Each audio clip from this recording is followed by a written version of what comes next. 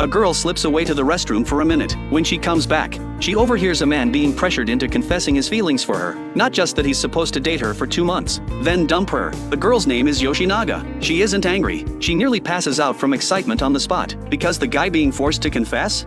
He's the same guy she's been secretly in love with for years. Yoshinaga comes across as cold and tough on the outside, but on the inside, she's a total goofball. A few years back, she slapped a co-worker who harassed her. Ever since, people have called her the Ice Queen. Half an hour ago, she crossed the wrong person at the office. That's what set all of this in motion. She heard it with her own ears, Suzuki pressuring Satomura into confessing to her. 2 months of dating, then break her heart. Yoshinaga decided it was all worth it. She marched straight to her boss and handed in her resignation. She was going to collect some beautiful memories before she left. She even made sure no other department would find out she was quitting. 2 more months, and she'd be free. Now all she had to do was wait for Satomura to make his move. But before she could blink, Satomura was walking straight toward her. Yoshinaga could barely breathe. Her mind was racing. Is he going to say something?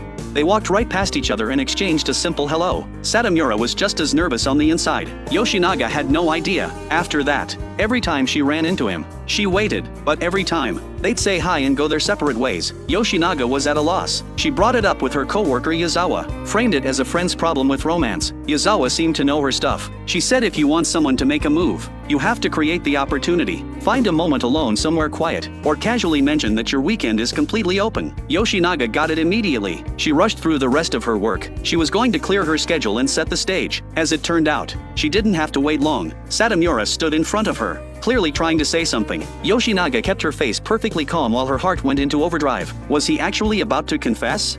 But she was so nervous that she said yes before he even finished talking. Satomura clarified he meant an actual romantic relationship. Yoshinaga played it cool and said she understood. It's just dating, right?